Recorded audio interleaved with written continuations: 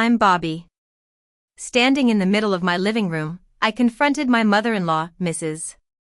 Jenkins. Mrs. Jenkins, I sent you $70,000 for this apartment a month ago. So, when are you planning to move out? My husband, Jake, shot up from the couch as if I'd electrocuted him. Have you lost your mind? You're really trying to throw my mother out of her own home? That was the moment everything shattered. It hit me like a cold, solid wall, final and unyielding. There was no reasoning with this family, and there never had been. The $70,000 was mine, and the apartment was supposed to be hers. Yet, in this room filled with the smell of her lavender air freshener and Jake's stony silence, I was made to feel like the villain. But let me rewind. The story didn't start with this confrontation, though that's when the cracks in my life became too wide to ignore. It began quietly, with a woman me who wanted to see the best in the people she loved. I'm a licensed physical therapist. I've built my private practice from the ground up, working long hours and sacrificing a lot. I bought this house in a quiet suburb of Denver with my own hard-earned money, my credit score, and years of early mornings and late-night invoicing. I had a good number of regular clients and a waiting list. I also had a rescue cat named Luna, who loved to sleep on my desk. I met Jake 5 years ago. He was charming, with a boyish good looks and a laid-back attitude. In the first few years of our marriage, he made me feel truly loved. I found this house during a harsh Colorado winter. Jake was away at a business conference in New York. I walked through the empty house alone, and when I stood in the cold kitchen, my boots leaving wet prints on the tile, I knew this was the one. The house had beautiful hardwood floors, a large bay window that caught the afternoon sun, and a backyard with a cherry tree that blossomed pink every spring. I made an offer the next day and signed the papers a few weeks later. When Jake came home, I surprised him with the key and a bottle of champagne. He was overjoyed, lifted me off my feet, and said, "You did this." I replied, "We did this," and I wholeheartedly meant it. 8 months later, we got married in his mother's garden. Mrs. Jenkins was a small, well-dressed woman with a mane of white hair. She always framed her opinions as concerns. "I'm just worried about your career taking too much of your time," she'd say, meaning she disapproved of my work. "I'm just thinking about what's best for Jake," she'd imply that she resented me. But I didn't think much of it. Many women have difficult mothers-in-law, and I was determined to make our marriage work. Our early married life was idyllic. Jake made me coffee every morning in a French press. We cooked elaborate meals on Sundays and had a standing Friday tradition of going to the farmer's market, having lunch at a local Italian place, and then spending the afternoon doing our own things before coming back together to watch TV. Mrs. Jenkins lived a few hours away in Boulder. She visited twice a year, and since our house was a good distance from hers, she needed to stay overnight.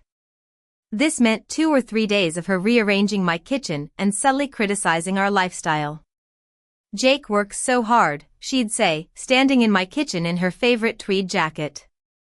"I just hope he's not overworking himself." Jake worked in software development and had a relatively flexible schedule. He wasn't overworking, but I tolerated her remarks because I knew she loved her son, and he loved her. The trouble started about 18 months ago. Mrs. Jenkins' landlord sold the building where she'd lived for 10 years and decided not to renew her lease. She gave Jake a call one evening while I was with a client. When I came out of my office at 7:30, Jake was standing in the kitchen, arms folded, with a look on his face that I'd come to recognize, a careful, preemptive look of someone who'd already made a decision. "My mom got some bad news today," he said. I listened and asked the right questions. "That's terrible. What's her plan?" He said he wasn't sure yet, but he'd been thinking that we should help her find a new place. I asked about her budget, but he was vague. Mrs. Jenkins couldn't find a suitable place within the 90-day notice period. She had a reason for rejecting every option: too far from her doctor, too noisy, not enough storage. Jake passed these objections on to me with a rehearsed patience. "She's just stressed," he'd say. "You know how she is." 3 months after her lease ended, Mrs. Jenkins moved into our guest room. It was supposed to be temporary. We said that word so often in those first few weeks that it started to lose its meaning. Temporary became just a word, like she'd always be there. Luna hated her. Luna had lived with us for 5 years and had never hissed at anyone. But within 2 weeks of Mrs. Jenkins' arrival, Luna started hiding under the bed. I began to think that animals have a sixth sense. One Saturday morning in late February, I came downstairs to find Mrs. Jenkins sitting at the kitchen table with a real estate brochure. It was for a 2-bedroom apartment in a new development just a few blocks away. She looked up and smiled her usual warm-mouthed, measuring-eyed smile. "Good morning, Bobby. Did you sleep well?" I said I had. She slid the brochure towards me. "Isn't this lovely? Aspen Ridge. They just opened a new building." I said it looked nice and poured myself a coffee. She then dropped the bombshell. "Jake mentioned you might be thinking about making things more permanent for me in the area." I turned to her and asked slowly, "Did he say that?" She smiled again. "Oh, he worries about me. You know how he is." I brought it up with Jake that afternoon. I approached the topic casually, like testing thin ice. "Your mom mentioned you'd talked about something more permanent for her." He was on his laptop and didn't look up right away. When he did, his expression tightened slightly. "I just thought it might be worth looking into. Aspen Ridge is close, and we could help her if she needed anything." "Help financially?" I asked. He paused. "We could discuss it."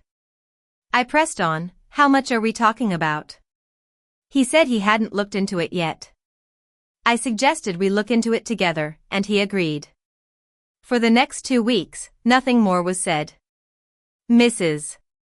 Jenkins continued to come downstairs before me, read her newspaper, and move things around in the kitchen. She'd ask Jake, just loud enough for me to hear, how he was really doing, and frame every observation about our life as a concern.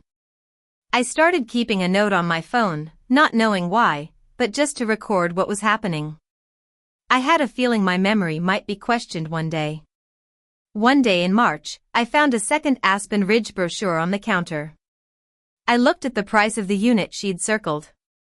It was listed at $280,000. Our joint savings account had about $85,000, most of which I'd saved for my practice. Jake wasn't much of a saver, he was an optimist who believed things would work out. That evening, Jake was unusually attentive. He brought home my favorite Chinese food and was affectionate. I knew he either wanted something or felt guilty. I ate my food and said nothing about the brochure, wanting to see how they'd present the idea to me. A few days later, Jake brought it up at the kitchen table. "I've been thinking more about the Aspen Ridge situation. My mom did some research and toured the unit. It's exactly what she needs, and it would be an investment for us. Real estate in that area is appreciating. It would mean she's stable and close by, which would be good for our marriage." I looked at him and asked, "How much?" He said the unit was $280,000, and he thought we should contribute $70,000 as a down payment. His mother could finance the rest with her pension income. I told him I needed to think about it. That night, I lay awake, thinking about what I was being asked to do. In the end, I agreed. I told myself I could afford the $70,000, the property might appreciate, and having Mrs. Jenkins in her own place nearby was better than having her in our guest room indefinitely. The money was transferred on April 15th. I insisted on being present at the bank, and Jake agreed without hesitation.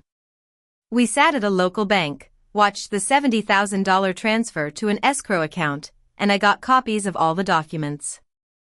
I labeled a manila folder Jenkins property and filed them away, thinking it was done. But it wasn't. May came, and then June, and Mrs. Jenkins still hadn't moved into the Aspen Ridge apartment. Jake said there were delays with the building's certificate of occupancy and then later with the financing. I noticed that his answers were becoming less fluent and more rehearsed. One Thursday afternoon in June, Jake was at the golf course, and Mrs. Jenkins said she was going to the library. I was in my home office when my client's session ended early. I went to Jake's desk because his laptop was open, and a document was visible on the screen. The words I saw from across the room stopped me in my tracks. It was an email thread between Jake and Mrs. Jenkins. The most recent message was from Mrs. Jenkins, saying that their attorney, Mr. Reed, thought the approach they'd discussed was still viable, and the timing was the only question. I read the whole thread. It went back 6 weeks, starting about 4 days after the $70,000 transfer. I also found an email from Jake to Mr. Reed, with an attachment about a limited liability company called Aspen Ridge Holdings, LLC, with Mrs. Jenkins as the sole member. A clause in the operating agreement stated that the $70,000 down payment could be reclassified as a capital contribution to the company once it was formed. I then discovered that Mr. Reed was also the registered agent for another LLC called Hartley Family Trust LLC, which had been registered 14 months ago. My maiden name, Hartley, was in the title, and I had no knowledge or consent. I called my father, a retired corporate lawyer. He told me to send him all the documents and not to confront anyone. He called a real estate attorney, Ms. Diaz, for me. The next day, I went to see Ms. Diaz with all the evidence. She listened carefully and said, "This is a well-planned scheme. Mr. Reed has a reputation for aggressive asset protection work. The Hartley Family Trust LLC was registered before you knew about the apartment plan, which means the apartment was likely a pretext to get your money into an escrow account they control." She explained that if the escrow money was converted to the LLC's capital account, it would be very difficult for me to get my money back. She suggested sending a letter to the escrow company to freeze the account and looking into the gift letter I'd signed for possible fraud. I authorized her to take action.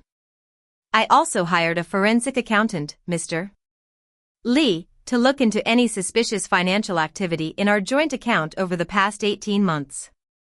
12 days later, the confrontation happened. Jake came home to find me at the kitchen table with Miss Diaz's preliminary report. He looked shocked, and then his rehearsed response started to form on his face. But when he saw my expression, he deflated. I told him, I know about the LLC, about Mr. Reed, and about the Hartley Family Trust LLC. I also know about the 3 small transfers from our joint account to the Aspen Ridge Holdings, LLC. He was silent for a moment. When he finally spoke, he said, "It started with my mother. She came to me with the plan. Mr. Reed is her attorney. She said it was a way to protect the family assets. Using my money, to build something I have no part in," I said. I asked him if he'd read the operating agreement, and he admitted he had. Mrs. Jenkins then appeared in the kitchen doorway. She sat down uninvited and said, "I think there's been a misunderstanding." I told her there hadn't. She tried to explain that the LLC was a protective structure for everyone, but I pointed out that the LLC was registered in her name with my maiden name in the title without my knowledge, long before the apartment plan. I made my demands clear: the $70,000 returned, the Hartley Family Trust LLC dissolved, a written accounting of the 3 transfers and their return to the joint account, her departure from our house within 2 weeks, and a legal undertaking from her and Mr. Reed that they'd take no further action against me or my assets. Mrs. Jenkins said my demands were extreme, but I told her it was the minimum to keep the matter out of court. Jake finally spoke up and told his mother to do what I asked. The aftermath was mostly administrative. Mr. Reed's office negotiated on the timeline, but Ms. Diaz held firm. The escrow account was unwound, and the $70,000 was returned within 11 days. The Hartley Family Trust LLC was dissolved. The 3 transfers were returned to our joint account with a small amount of interest. Mrs. Jenkins left on a Friday morning. I was in my office with a client when she left. When the session ended, the guest room was empty, and the lavender air freshener was gone. Jake was in the kitchen, making coffee in the French press, the old ritual. He said he was sorry. I told him I knew. We knew we needed to talk about our relationship. We've been going to couples therapy ever since. The therapist, Dr. Smith, is good at getting to the root of the problem. She once asked Jake, "When did you first understand what your mother was doing?" It took him a while to answer, but he finally did. 6 months have passed since Mrs. Jenkins left. It's now October, and the cherry tree in the backyard has dropped its leaves. I sit on the back steps with my coffee, thinking about what it cost to keep my home and my integrity. The trust that was broken can never be fully restored, and my view of Jake has changed. But I've learned that I'm standing on solid ground, and it's worth defending.